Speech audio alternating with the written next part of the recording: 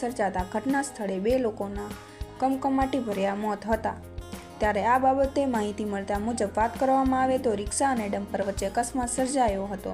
ત્યારે રિક્ષા ચાલક જણાવ્યા મુજબ મળતી માહિતી મુજબ ડમ્પર ચાલક દ્વારા પાછળની ટક્કર મારતા આ અકસ્માત સર્જાયો હતો। જે અકસ્માત લીંબડી ધંધુકા હાઈવે વચ્ચે આવેલ ડુંગર તલાવડા પાસે મેલડી માતાજીના મંદિર પાસે સર્જાયો હતો, જેમાં રિક્ષામાં સવાર મહિલા અને પુરુષ જેનું ઘટના સ્થળે મોત નીપજ્યું હતું અને ઈજાગ્રસ્તને તત્કાલ લીંબડી સિવિલ હોસ્પિટલ ખાતે 108 દ્વારા ખસેડવામાં આવ્યા હતા।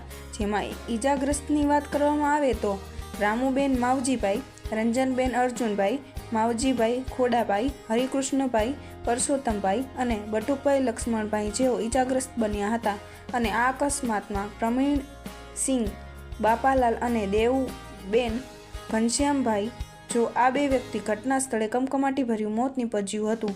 ત્યારે આ બાબતે પોલીસ દ્વારા અકસ્માતનો ગુનો નોંધી વધુ તપાસ હાથ ધરવામાં આવી છે। ત્યારે અકસ્માત થતાં લીંબડી સિવિલ હોસ્પિટલમાં લોકોના ટોળે ટોળા ઉમટી પડ્યા હતા। જયેશ ચૌહાણ, માયાજાન ન્યૂઝ।